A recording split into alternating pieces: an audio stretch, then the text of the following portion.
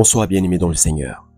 Que la paix et la grâce nous soient données de la part de Dieu notre Père et du Seigneur Jésus-Christ. Je suis ton frère en Christ, William Smanga. Ce soir, nous allons continuer notre parcours autour d'une question qui est extrêmement importante pour notre vie chrétienne. Comment représenter Christ dans notre manière de vivre?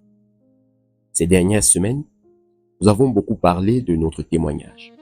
Nous avons appris que nous sommes appelés à être le sel de la terre et la lumière du monde.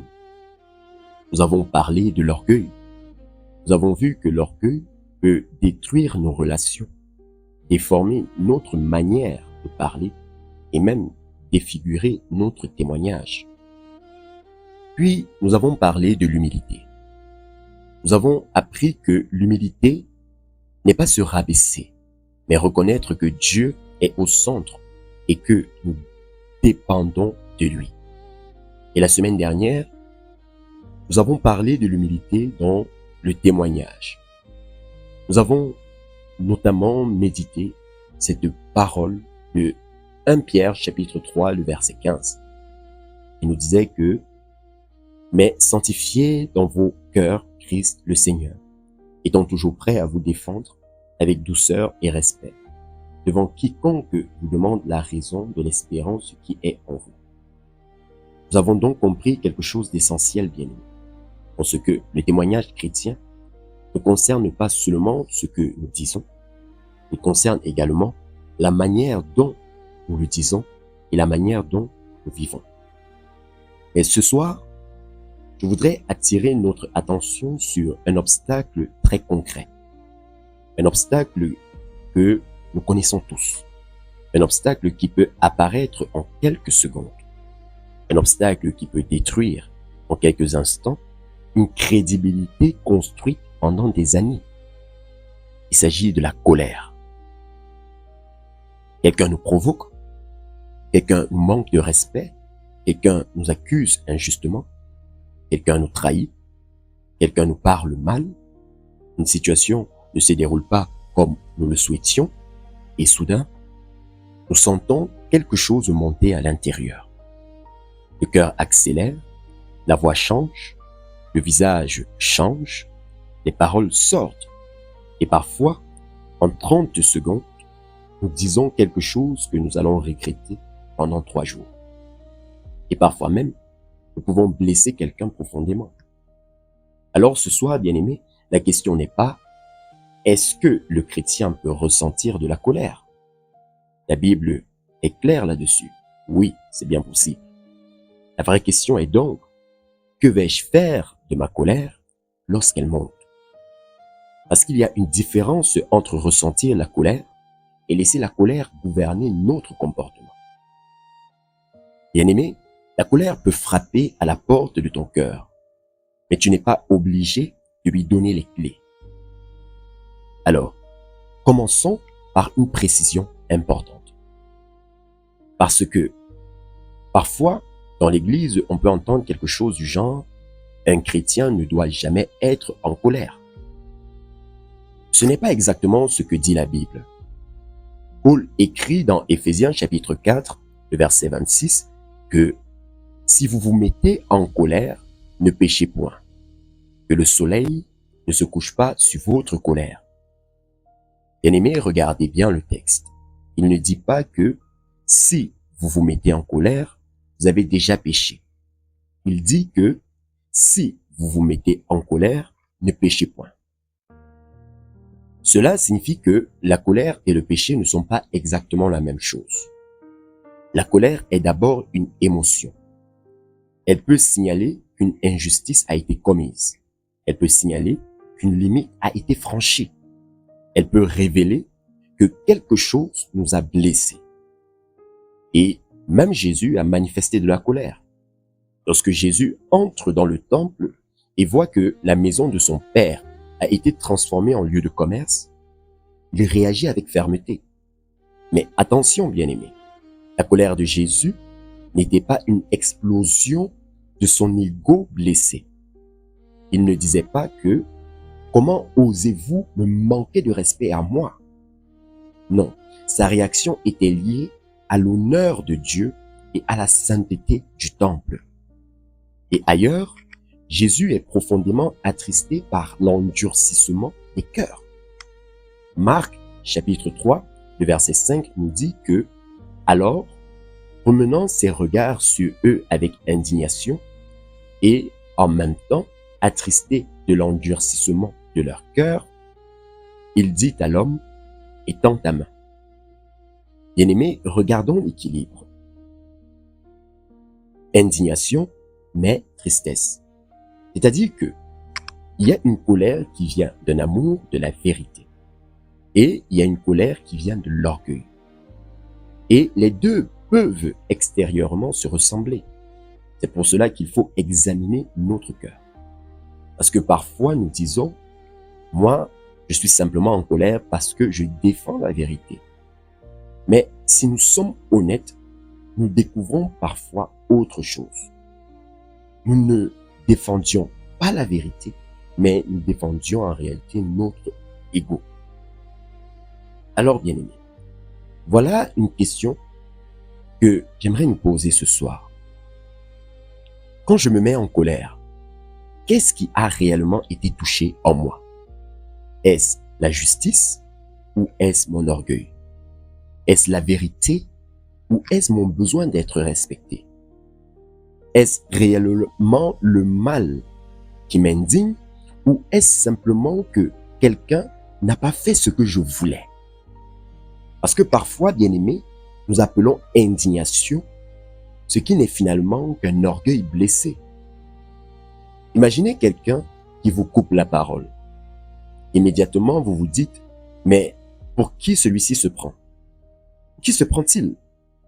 Vous sentez la colère monter. Mais qu'est-ce qui a été touché? Peut-être pas la vérité, peut-être simplement votre besoin d'être considéré. Ou imaginez que quelqu'un vous corrige devant plusieurs personnes. Vous êtes immédiatement irrité. Pourquoi?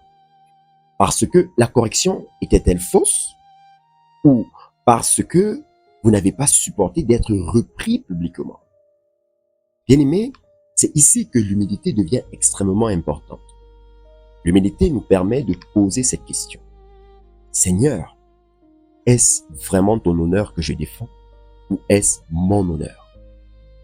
Et cette question, bien-aimé, peut changer complètement notre réaction. Maintenant, revenons à notre thème. Pourquoi est-ce si important lorsqu'on parle de témoignage? Parce qu'il existe une contradiction très forte entre notre message et notre comportement. Imaginez que vous dites à quelqu'un, Jésus nous apprend à aimer nos ennemis. Et 5 minutes plus tard, cette même personne vous voit insulter quelqu'un parce qu'il vous a contrarié. Que va-t-elle retenir? Elle risque de ne plus entendre votre enseignement. Elle va regarder votre comportement. Parce que notre vie peut donner du poids à nos paroles ou leur retirer leur crédibilité. Et c'est exactement le principe de Jésus dans Matthieu chapitre 5, le verset 16, où il dit que votre lumière luise ainsi devant les hommes, afin qu'ils voient vos bonnes œuvres et qu'ils glorifient votre Père qui est dans les cieux. Notre lumière, bien-aimée, doit conduire les regards vers Dieu. Mais lorsqu'un chrétien devient incontrôlable dans sa colère, il peut involontairement conduire les regards non vers Christ, mais vers lui-même. On ne parle plus de Jésus, on parle de son caractère. On ne se demande plus, qu'est-ce que cet homme croit? On se demande, pourquoi est-il comme ça? Donc, une colère mal maîtrisée, bien-aimée, peut faire oublier en quelques secondes le message que nous avons essayé de transmettre pendant des mois. Revenons un peu à Éphésiens chapitre 4, le verset 26 à 27. Paul dit que si vous vous mettez en colère, ne péchez point, que le soleil ne se couche pas sur votre colère et ne donnez pas accès au diable. Bien-aimés, c'est très important. Paul ne dit pas que toute émotion de colère fait automatiquement entrer le diable. Il nous avertit plutôt que la colère entretenue et mal gérée peut devenir une porte vers d'autres péchés. Parce que la colère peut produire la violence, les insultes, la vengeance, la rancune, l'amertume, la médisance, le mépris, le désir de faire souffrir l'autre. Et progressivement, ce qui était au départ une émotion devient une attitude. Puis une attitude devient une habitude. Et parfois une habitude devient une prison. Bien-aimés, imaginez un peu une petite braise. Au départ, ce n'est qu'une petite braise. Mais si vous l'entretenez, vous obtenez un feu. C'est exactement ce qui peut arriver avec la colère. La colère non traitée devient de l'amertume. Et l'amertume finit par contaminer notre manière de voir les autres. C'est pourquoi Paul dit, ne donnez pas accès au diable.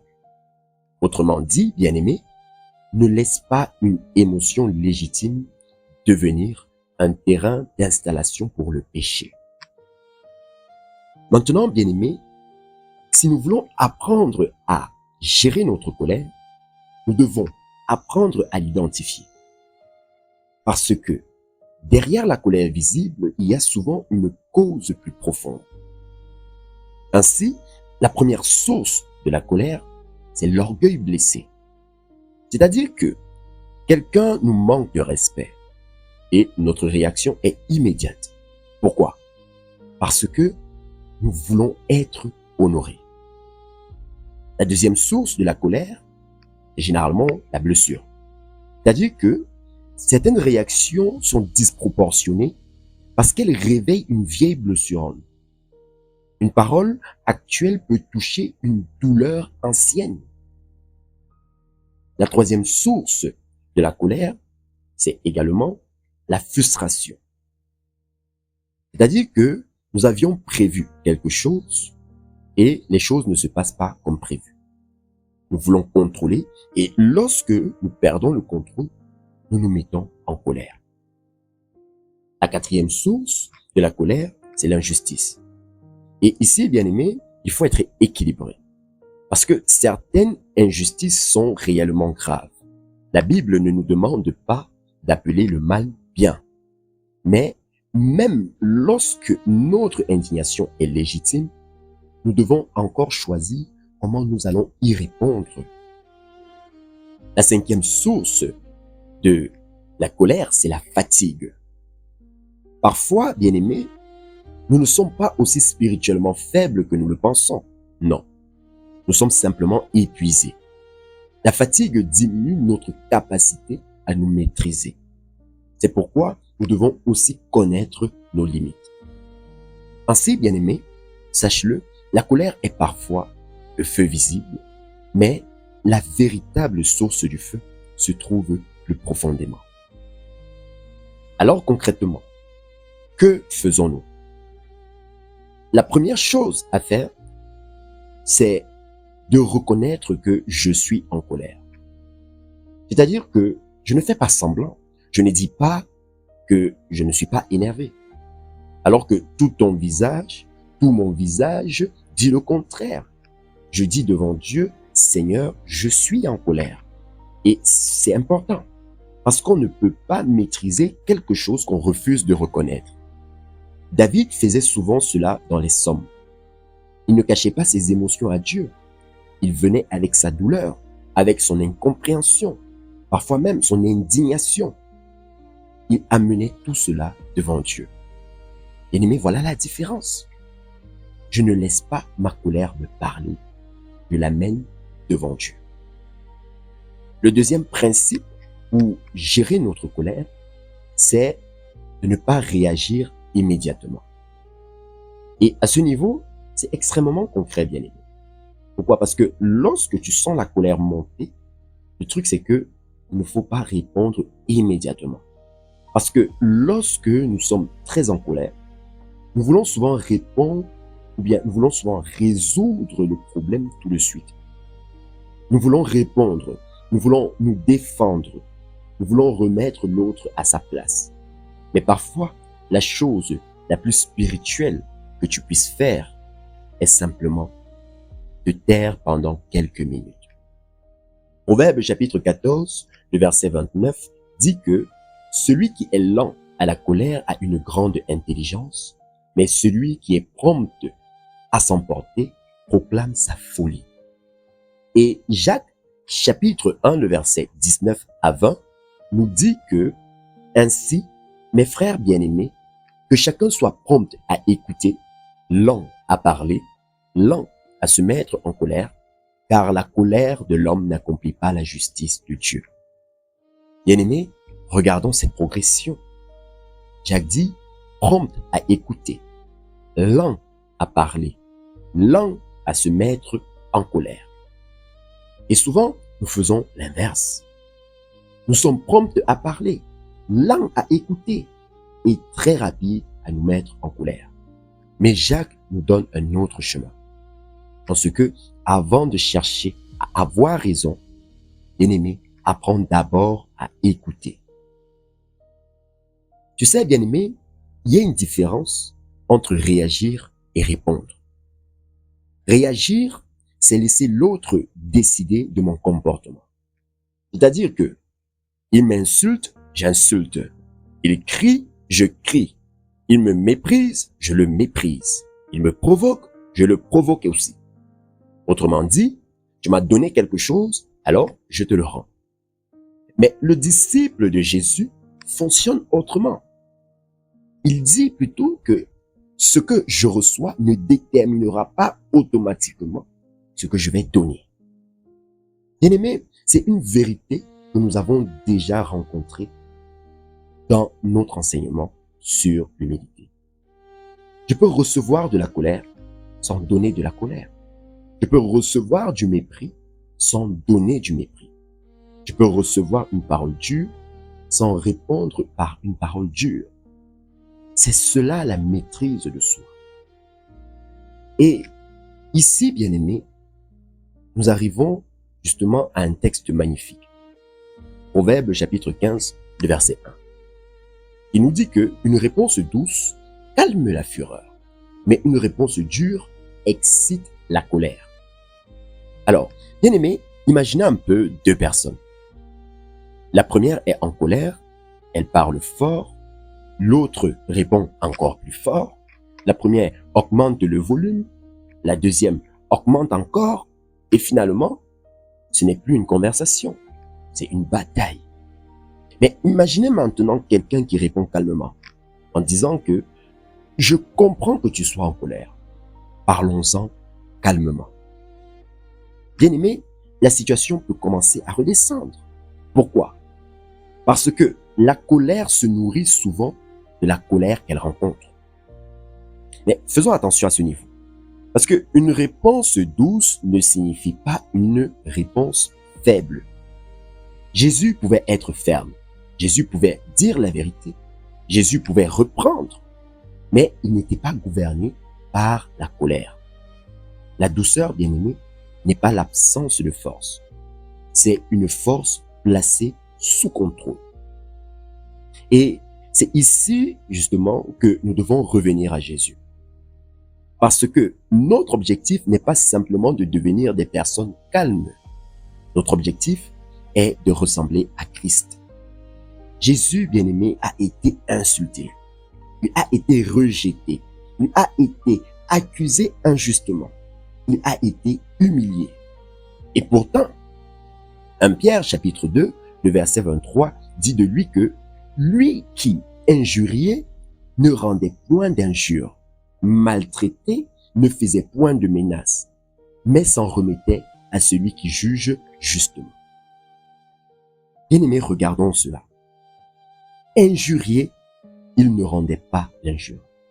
Maltraité, il ne menaçait pas. Pourquoi? Parce qu'il faisait confiance au Père. Cela ne signifie pas que Jésus était passif, bien-aimé. Il confrontait le péché. Il dénonçait l'hypocrisie. Il parlait avec autorité. mais il n'était jamais gouverné par l'ego. Et c'est cela que nous devons apprendre. Il faut absolument comprendre cette nuance, bien-aimé.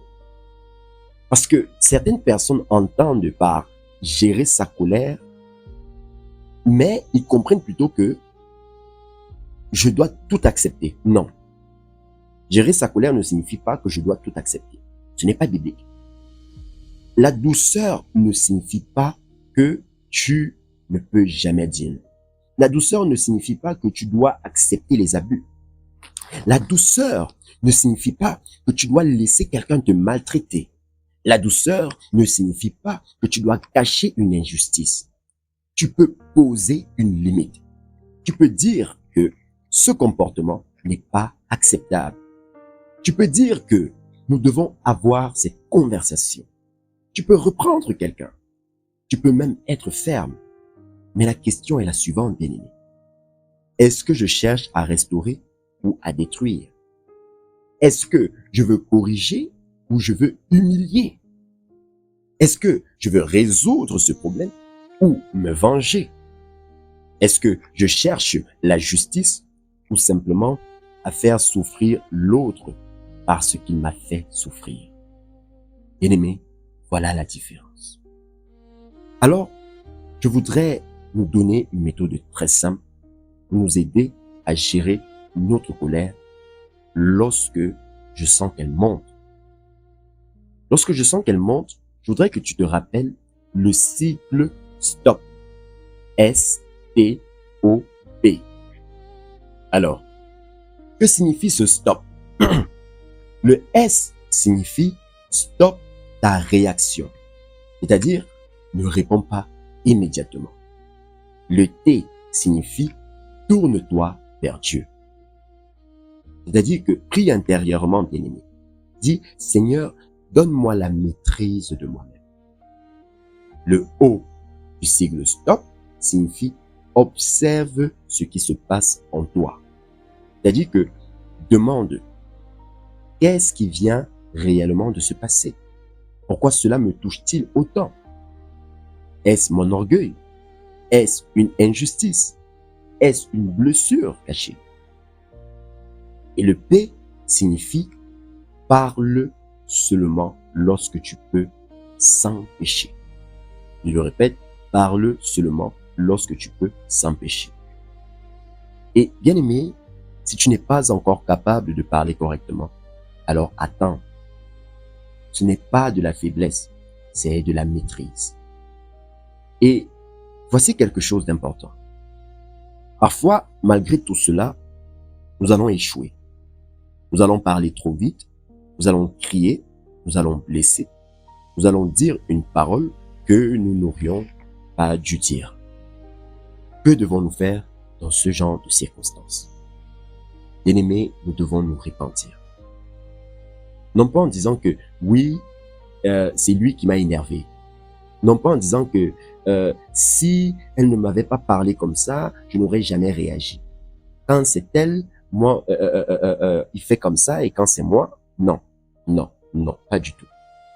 Nous devons avoir l'humilité de dire, j'ai mal réagi, pardonne-moi. Et cela fait aussi partie du témoignage, bien-aimé. Parce qu'un chrétien humble n'est pas quelqu'un qui ne se trompe jamais. C'est quelqu'un qui sait reconnaître ses erreurs et revenir à Dieu. Parfois, bien-aimé, ton meilleur témoignage ne sera pas de montrer que tu as raison. Ce sera de dire, j'avais tort, pardonne-moi. Et nous ne pouvons pas parler de colère, bien-aimé, sans parler du pardon. Parce que la colère n'est pas traitée. Oui, elle peut devenir une dette intérieure. Nous repassons constamment la scène. Nous rappelons ce que l'autre a dit. Nous imaginons ce que nous aurions dû répondre. Nous reconstruisons la conversation dans notre tête. Et chaque fois, nous la repassons. Nous rallumons le feu. C'est pourquoi Paul dit que le soleil ne se couche pas sur votre colère. Cela ne signifie pas nécessairement que tous les conflits doivent être résolus avant minuit. Non, cela signifie ne laisse pas la colère devenir une résidence permanente dans ton cœur, bien-aimé.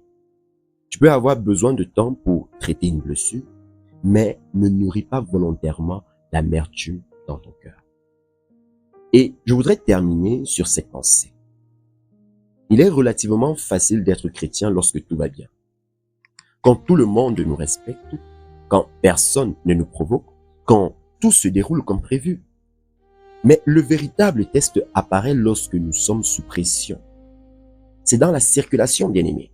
C'est au travail. C'est dans le mariage. C'est dans la famille. C'est dans l'église. C'est avec un collègue difficile. C'est avec quelqu'un qui nous manque de respect. C'est là, bien-aimé, que notre témoignage devient visible. Parce que n'importe qui peut parler de patience lorsqu'il n'est pas provoqué. Mais que se passe-t-il lorsque quelqu'un te provoque? N'importe qui peut parler de douceur lorsqu'il est traité avec douceur. Mais que se passe-t-il lorsque quelqu'un te parle durement? N'importe qui peut parler de pardon lorsqu'il n'a pas été blessé.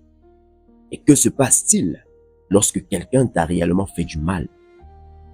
Bien-aimé, c'est dans ces moments-là que nous découvrons ce qui gouverne réellement notre cœur.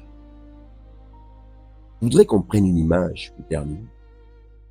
Imaginez un verre rempli d'eau. Quelqu'un porte le verre et soudain, quelqu'un le bouscule. Que se passe-t-il, bien-aimé? L'eau va se renverser. Pourquoi? Parce qu'il y avait de l'eau dans le verre. C'est-à-dire que le choc n'a pas créé l'eau. Le choc a simplement révélé ce qui était déjà dans le verre. Et parfois, nous disons que cette personne m'a mise en colère. Mais la situation n'a peut-être fait que révéler ce qui était déjà présent dans notre cœur. Alors, notre prière ne doit pas seulement être « Seigneur, éloigne de moi les personnes qui m'énervent ». Non, elle doit être aussi « Seigneur, transforme ce qui est à l'intérieur de moi ». Parce que si Dieu change seulement les circonstances, mais pas mon cœur, je serai calme dans une situation et en colère dans une autre. Mais si Christ transforme mon cœur, alors, même lorsque je suis bousculé, je peux apprendre à répondre différemment. Bien-aimé, ce qui sort de moi sous pression révèle ce qui gouverne mon cœur. Regardons maintenant le chemin que nous avons parcouru jusqu'ici. Nous avons commencé avec l'orgueil. Nous avons découvert que l'orgueil nous recentre sur nous-mêmes. Puis nous avons découvert l'humilité. Et nous avons vu que l'humilité nous recentre sur Dieu. Puis nous avons parlé du témoignage. Nous avons appris que notre vie doit conduire les regards vers Christ. Et aujourd'hui, nous découvrons quelque chose. En ce que notre témoignage doit également survivre à nos moments de colère. Parce que je peux avoir une excellente théologie, mais si ma colère me contrôle constamment, mon témoignage sera contradictoire. Je peux connaître beaucoup de versets, mais si je ne sais pas maîtriser ma langue, quelque chose manque. Je peux parler de Jésus, mais dans les moments de pression, les autres doivent aussi pouvoir voir quelque chose de Jésus en moi. Voilà pourquoi Paul dit dans Galates chapitre 5, versets 22 à 23 que « Mais le fruit de l'esprit, c'est l'amour, la joie, la paix, la patience, la bonté, la bénignité, la fidélité, la douceur, la tempérance. La loi n'est pas contre ces choses. » Bien-aimés, regardons bien le dernier mot. Il parle de la tempérance, de la maîtrise de soi. C'est-à-dire que ce n'est pas simplement « je suis naturellement quelqu'un de calme ». Non, c'est le fruit de l'esprit. Donc, nous avons besoin du Saint-Esprit pour apprendre à gouverner nos réactions. Alors, cette semaine, bien-aimés, je veux que nous soyons très pratiques. Chaque jour, je voudrais te proposer un exercice à faire. indépendamment de nos méditations. Lundi, je t'invite à identifier. C'est-à-dire que, souviens-toi d'une situation récente où tu t'es mis en colère. Et pose-toi la question, qu'est-ce qui a déclenché ta colère? Mardi, je t'invite à observer. C'est-à-dire que lorsque la colère monte, ne réagis pas immédiatement. Arrête-toi, respire, prie, observe. Mercredi, je t'invite à répondre. C'est-à-dire que cherche volontairement une réponse douce dans une situation difficile. Jeudi, je t'invite à réparer. Si tu as blessé quelqu'un par ta colère, bien-aimé, prends l'initiative de demander pardon. Vendredi, je t'invite à prier. Prie pour une personne ou une situation qui déclenche souvent ta colère.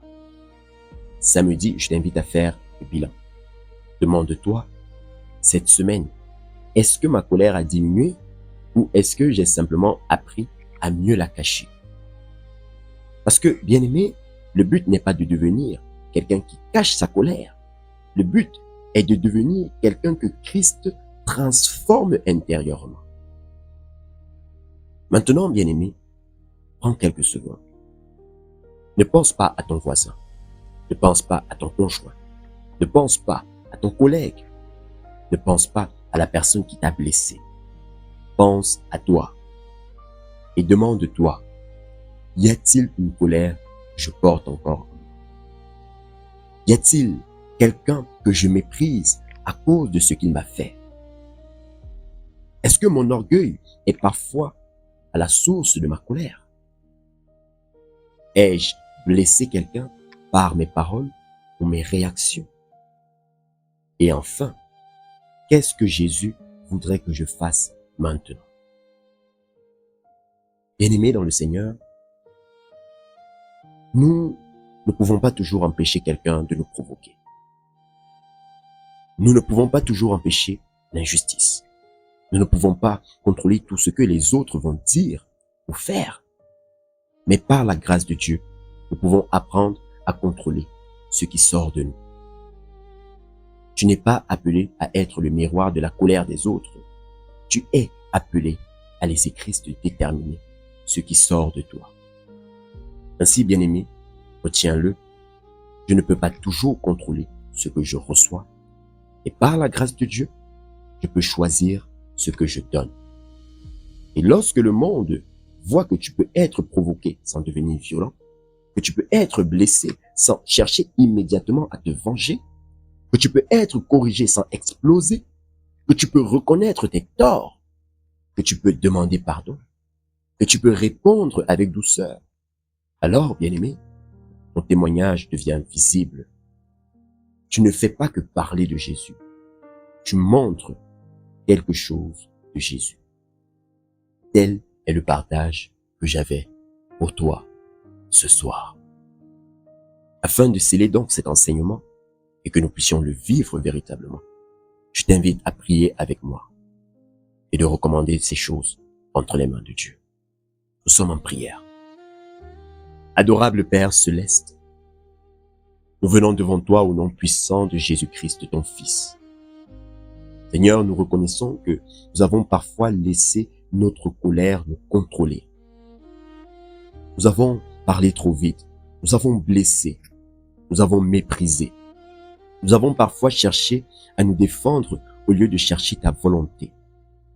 Père céleste, pardonne-nous. Apprends-nous à être lent à la colère, prompt à écouter et lent à parler. Donne-nous la maîtrise de nous-mêmes. Lorsque nous sommes provoqués, rappelle-nous Jésus. Lorsque nous sommes injustement traités, rappelle-nous Jésus. Lorsque notre orgueil est blessé, rappelle-nous Jésus. Lorsque nous avons envie de répondre durement, Père, rappelle-nous ta parole, qui dit dans le livre des Proverbes qu'une réponse douce calme la fureur. Seigneur, guéris les blessures qui alimentent nos colères, nous t'en supplions.